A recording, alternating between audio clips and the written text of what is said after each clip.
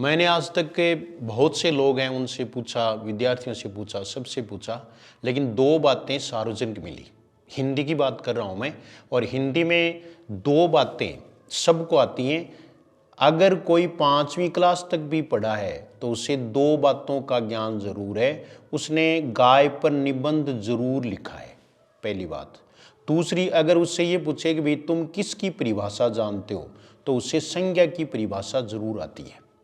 विभिन्न स्तरों पर, यानी मेरा मतलब है भिन्न भिन्न स्तरीय कक्षाओं में, शहरों में, या जहाँ भी मैंने क्लास ली है या कई सालों से क्लास ली है, तो संज्ञा की परिभाषा में एक शब्द का, एक लफ्ज का भी अंतर नहीं है। सब ने एक सुर में कहा है कि किसी व्यक्ति, वस्तु, स्थान, दशा या भाव के नाम को ही संज्ञा कहते हैं। उसकी चर्चा हमें इस आज कर रहे हैं। तो संज्ञा से संबंधित बहुत सारे प्रश्न मैं आपके सामने लेके आया हूँ। और ये देखिए, पहला प्रश्न, बड़े हरिश्चंद्र बनते हो, बड़े हरिश्चंद्र बनते हो, रेखांकित शब्द में कौन सी संज्ञा है? रेखांकित ये है हरिश्चंद्र। हरिश्चंद्र व्यक्तिवाचक संज्ञा है।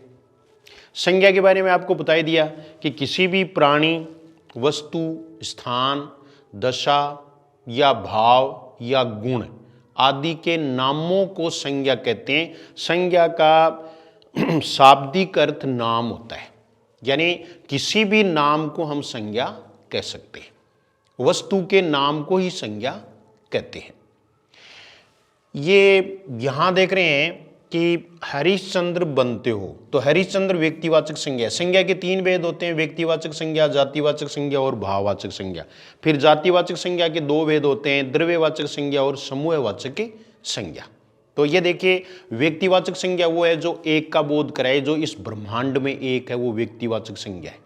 हरिश्चंद्र जैसा, जो हरिश्चंद्र जो भी था, या किसी लड़के का नाम है, किसी व्यक्ति का नाम है हरिश्चंद्र, तो वो व्यक्तिवाचक संज्ञा है। लेकिन यहाँ प्रयोग अलग प्रकार से कर दिया कि बड़े हरिश्चंद्र बनते हो, तो ये हरिश्चंद्र है वो सत्यवादी के रूप में प्रयुक्त हुआ। हरिश्चंद्र एक व्यक्ति के लिए नहीं, इसलिए ये शब्द बन गया जातिवाचक संज्ञा। ऐसे सभी हैं वो जातिवाचक संज्ञा है। जैसे हमारे घर की बहू तो लक्ष्मी है, यहाँ लक्ष्मी है वो व्यक्तिवाचक संज्ञा नहीं है, ये जातिवाचक संज्ञा बन गई। तो ये अच्छा पेपर आता है, अधीनस्थ बोर्ड का पेट प्रश्न होता है। इस तरह के प्रश्नों का ध्यान रखें। जैसे आप अन्य शहरों के बारे में भी, यानी किसी भी व्यक्तिवाचक संज्ञा शब्द की तुलना, अगर तुलना के अर्थ में अगर वो प्रयुक्त हो या उससे उपमा दी जाए, तो वो हमेशा कौन सी संज्ञा होगी? जातिवाचक संज्ञा होगी। जैसे कालिदास भारत के शेक्सपियर हैं, यहाँ शेक्सपियर है वो जातिवाचक की संज्ञा है। तो ये व्यक्तिवाचक और जातिवाचक संज्ञा में आप इस तरह की चीजें हैं वो ध्यान में रखो। एक स्थान के बारे में भी यही है, स्थान के बारे में भी आप यही है। जैसे उदयपुर राजस्थान का कश्मीर है, यहाँ कश्मीर है वो एक, यानी केंद्र प्रशासित या केंद्र शासित जो प्रदेश है उसके लिए प्रयुक्त नहीं हुआ, बल्कि यहाँ ये किसके लिए प्रयुक्त हुआ है? ये विशेषता बताने के लिए प्रयुक्त हुआ है। तो ये जातिवाचक संज्ञा है। अगला देखो, अगला ये देखिए आप, निपुणता शब्द किससे बनी हुई भाववाचक संज्ञा है। एक दूसरा आपके इसमें हो रहेगा कि जैसे हमें 3 में अंतर कर लेते हैं, व्यक्तिवाचक संज्ञा, जातिवाचक संज्ञा और भाववाचक संज्ञा। राम श्याम पर्व, जैसे हिमालय है, या फिर आप करें कंचनजंगा है, गुरु शिखर है, कामधेनु है, कोहिनूर है, चेतक है, ये सब व्यक्तिवाचक संज्ञा है।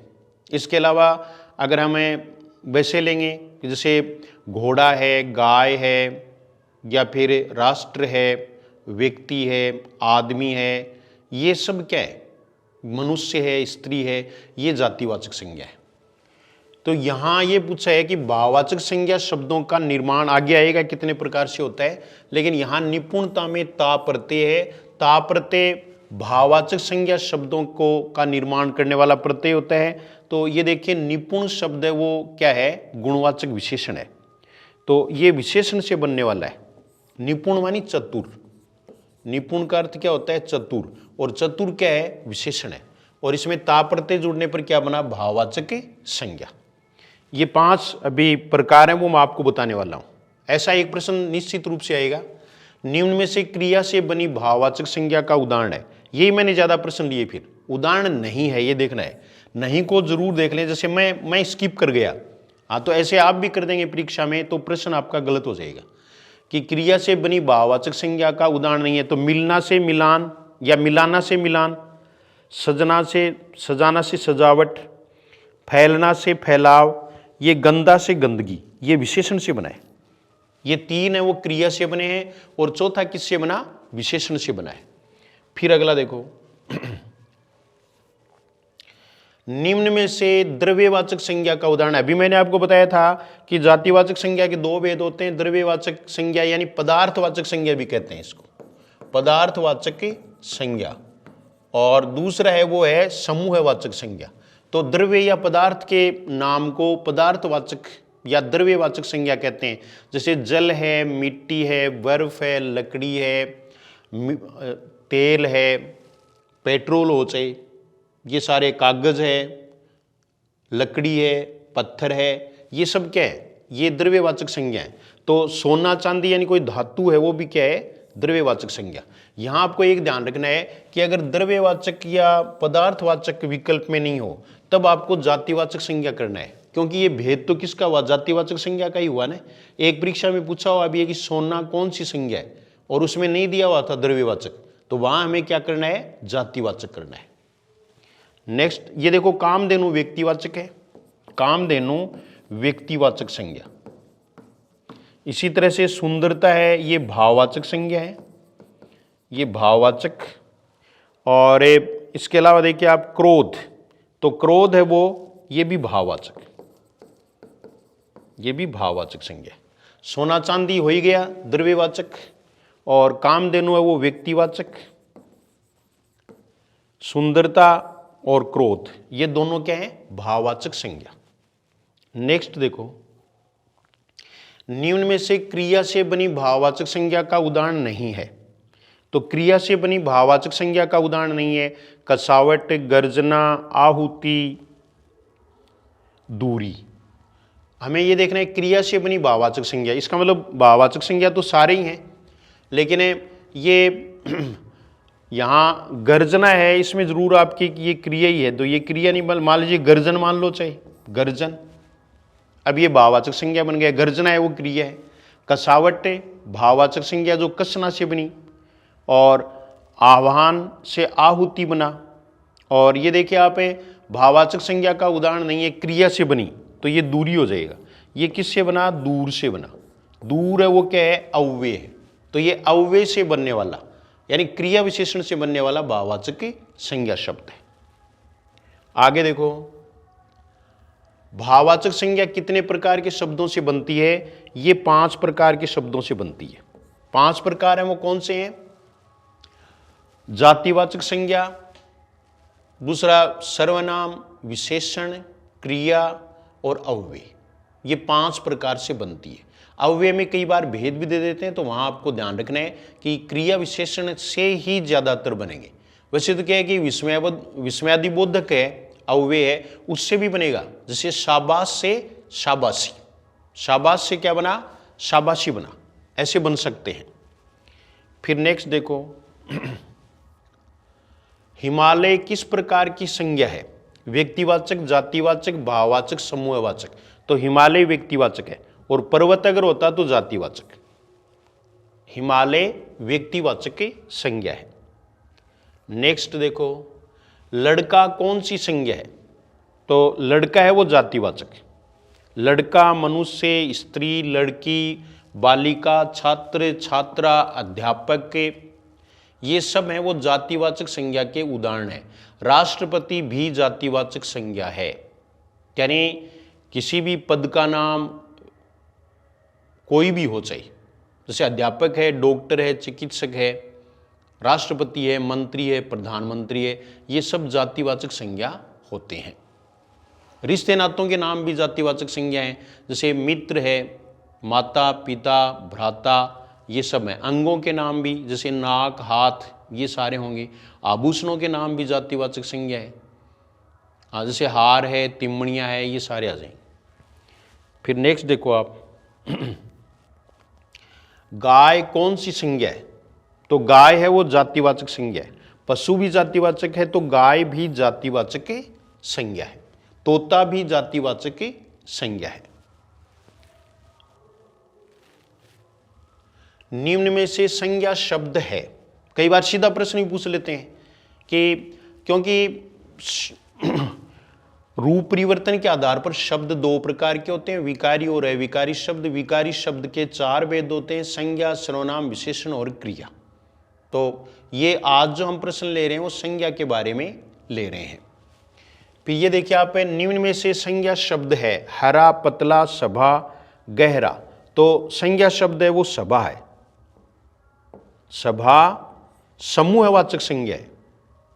तो ये देखिए आप, हरा विशेषण है, पतला भी विशेषण है, गहरा भी विशेषण है।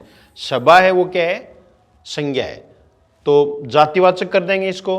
और पहला उत्तर क्या करोगे? समूहवाचक। समूहवाचक में जैसे परिवार है, कक्षा है, यानी जो कलेक्शन हो किसी का, ये कलेक्टिव नाउन है। अंग्रेजी में इसको क्या कहते हैं? कलेक्टिव नाउन कहते हैं। सेना, भीड़, जनता, ये इसमें लेते हैं। क्रियार्थक संज्ञा सदा किस रूप में रहती है? तो क्रियार्थक संज्ञा के बारे में भी आपको ध्यान रखना है कि सीबीएसई बोर्ड की व्याकरण की किताब है, उसमें आपको ज़्यादातर ये भेद मिलेगा।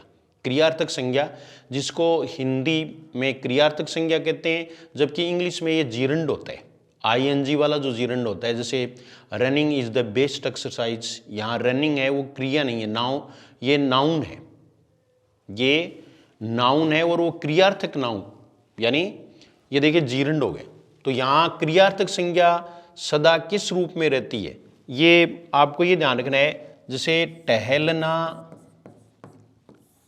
अच्छा रहता है, अच्छा रहता है, टहलना अच्छा रहता है।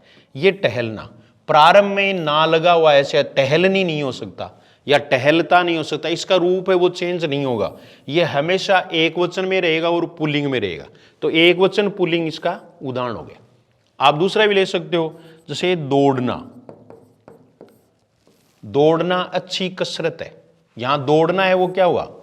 दौड़ना क्रियार्थक संज्ञा है। तो ये कुछ है ना, वो चौथा भेद भी इसका संज्ञा का मानते हैं। ये क्रियार्थक संज्ञा पर अभी अधीनस्थ बोर्ड ने एक परीक्षा में प्रश्न भी पूछा था। क्रियार्थक संज्ञा पर प्रश्न पूछा गया है। तो आपको यह ध्यान में रखना है कि क्रियार्थक संज्ञा वो है अगर हम किसी क्रिया शब्द का प्रयोग वाक्य के प्रारंभ में कर दें और वो संज्ञा का कार्य करने लगे, उसे क्या कहते हैं? क्रियार्थक संज्ञा कहते हैं। यही वाक्य है। अगर ये होता कि मुझे शाम को दौड़ना है, तो यहां नहीं होगा, फिर ये क्रियार्थक संज्ञा नहीं है। ये वाक्य के प्रारंभ में ही आनी चाहिए। निम्नलिखित में से कौन सा शब्द समूहवाचक संज्ञा नहीं है? ये समूहवाचक पर भी आपको बता दिया। सभा है, कक्षा है, भीड़ है, दौड़ नहीं है। दौड़ है वो किससे बना? दौड़ना से। दौड़ना क्रिया से दौड़ बना। ये सजातीय कर्म के रूप में काम में लिया जाता है। सजातीय कर्म, जैसे भागना से भाग, बोलना से बोल, चलना से चाल, ये सब भाववाचक संज्ञा होते हैं। कौन सा प्रत्यय लगाने से मधुर विशेषण से बनी भाववाचक संज्ञा में परिवर्तन हो जाएगा? तो अब मधुर में कौन सा प्रत्यय लगेगा, ये ध्यान में रखना है आपको। भाववाचक संज्ञा बनाने वाले प्रत्ययों को रट लेना चाहिए, आपको ध्यान में रखना है। तो ये मधुरता, ईमा होता तो भी उत्तर हो जाता, मधुरिमा भी होता है, तो ये मधुरता है। ये सभी जो तम नहीं है, तम है वो विशेषण वाला प्रत्यय है, बाकी ये तीनों भाववाचक संज्ञा बनाने वाले प्रत्यय हैं।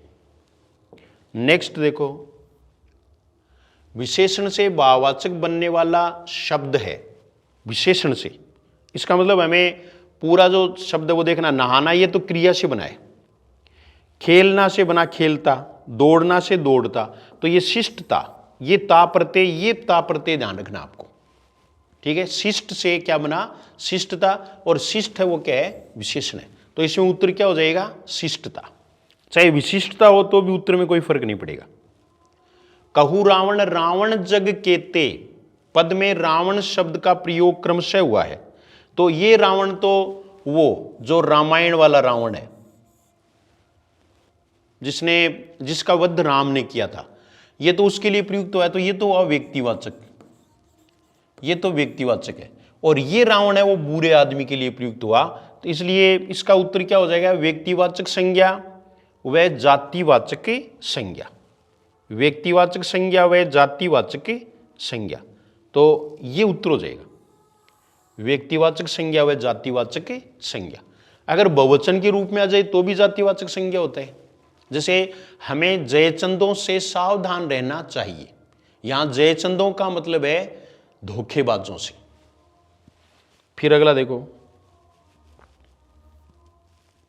निम्न शब्दों में से संज्ञा शब्द है, तो ये प्रत्यय लगा हुआ है, ये देखो आप, माधुर्य, ये संज्ञा शब्द है, ये विशेषण है, कुटिल भी विशेषण है, स्वस्थ भी विशेषण है। इनको अगर हम भाववाचक संज्ञा में बदलेंगे तो ये ईमानदारी, कुटिलता, स्वास्थ्य, स्वास्थ्य शुद्ध लिखना ही पूछ लेते हैं कई बार ऐसी परीक्षाओं में, तो ये भाववाचक संज्ञा बन जाते हैं। तो संज्ञा कौन सा है, माधुर्य है, और ये भाववाचक संज्ञा है क्योंकि ये प्रत्यय है। अगला देखो, समुद्रगुप्त भारत का नेपोलियन था, यहां नेपोलियन किस प्रकार की संज्ञा का उदाहरण है, तो फिर ये तुलना हो गया ना, तो नेपोलियन है वो कौन सी संज्ञा है, जातिवाचक संज्ञा। या नेपोलियन व्यक्तिवाचक नहीं रहा। अगर नेपोलियन कर्ता के जैसे समुद्रगुप्त है वो क्या है, व्यक्तिवाचक संज्ञा है, और नेपोलियन है वो क्या है, जातिवाचक संज्ञा। निम्न में से किस विकल्प में सभी शब्द जातिवाचक संज्ञा है, सारे शब्द। तो ये देखो आप, भारत, रामायण, भारत है व्यक्तिवाचक, जातिवाचक पूछा है, तो ये देखो सभी शब्द जातिवाचक हैं, तो इनमें ये तीनों के तीनों हैं वो व्यक्तिवाचक संज्ञा है, ये व्यक्तिवाचक, ठीक है। इसके बाद में देखो, पुस्तक, पहाड़, नदी, ये सारे जातिवाचक संज्ञा है। इनमें लड़की है वो जातिवाचक है, जयपुर है वो व्यक्तिवाचक, बुढ़ापा भाववाचक, गंगा और हिमालय ये दोनों व्यक्तिवाचक हैं, मनुष्य है वो जातिवाचक है। और हमारा प्रश्न क्या है कि किस विकल्प में सभी शब्द जातिवाचक संज्ञा है, तो जातिवाचक संज्ञा क्या है, ये बी विकल्प हो जाएगा। फिर नेक्स्ट देखो, निम्न में से किस विकल्प में सभी शब्द भाववाचक संज्ञा नहीं है, भाववाचक संज्ञा नहीं है। तो मिठास है, शिष्टता है, ये मां है, इसको याद रख लेना भाई, लिखने में महात्म्य, महात्मा जोड़िए तो मां बन जाएगा, ये तादात्म्य और महात्म्य, ये भी भाववाचक संज्ञा है। राष्ट्रीयता भाववाचक संज्ञा है, देवत्व भाववाचक संज्ञा है, माधुर्य है ही, नम्रता भी भाववाचक संज्ञा है, दासता भी भाववाचक संज्ञा है, लेकिन व्यावहारिक है वो भाववाचक संज्ञा नहीं है, ये विशेषण है, एक प्रत्यय का प्रयोग हो गया। दानव, मनुष्य, ब्राह्मण ये जातिवाचक संज्ञा के उदाहरण है, तो ये भाववाचक संज्ञा, इनमें से कोई सा भी भाववाचक संज्ञा नहीं है। ये देखिए आप, भाववाचक संज्ञा इनमें से किसी में नहीं, बाकी सब में भाववाचक संज्ञा है। भाई ये तो विशेषण है, लेकिन भाववाचक संज्ञा दो तो ही गए ना, यहां उत्तर कौन सा हो जाएगा, डी हो जाएगा। और व्यवहार शब्द है वो भाववाचक संज्ञा है, व्यवहार। फिर अगला देखो, विद्वान सब जगह पूजा जाता है, आया हुआ प्रश्न है, ये वाक्य में प्रयुक्त हुआ है। तो इसमें देखो ये विद्वान की बात है, तो विद्वान है वो यहां संज्ञा के रूप में प्रयुक्त हुआ। वैसे विशेषण शब्द होता है, जैसे रमेश बहुत विद्वान है, यहां विद्वान है वो विशेषता बता रहा है, तो ये तो होगा गुणवाचक विशेषण। और इसका प्रयोग अगर कर्ता के रूप में कर दिया जाएगा तब ये क्या बन जाएगा, जातिवाचक संज्ञा। ये बहुत में आपको ध्यान में रखना है। जैसे राम चोर है, यहां चोर है वो विशेषण है, लेकिन चोर भाग गया, यही चोर शब्द है वो यहां क्या बन गया, जातिवाचक संज्ञा। तो संज्ञा के बारे में ये इतने प्रश्न आपको बता दिए, शायद आपका टॉपिक है वो क्लियर हो गया होगा कि संज्ञा के कितने भेद होते हैं, संज्ञा किसे कहते हैं। और एक चीज़ इसमें रह गई, वो मैं वैसे बता देता हूँ आपको कि संज्ञा को प्रभावित करने वाले कारक हैं। तो संज्ञा प्रभावित है लिंग, वचन व कारक। संज्ञा काल से प्रभावित नहीं होती, लिंग से, वचन से और कारक से संज्ञा प्रभावित होती है।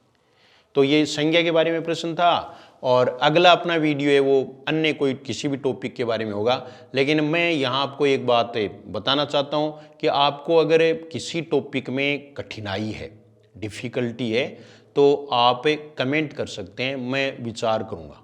यानी फिर सबसे ज़्यादा जो कमेंट जिस टॉपिक पर करेंगे कि हमें इसमें दिक्कत है, हमें ये बताओ, हाँ, तो उस पर ही अगला वीडियो है वो हम बनाएंगे, और आप उस टॉपिक को वीडियो के माध्यम से पढ़ सकेंगे। धन्यवाद।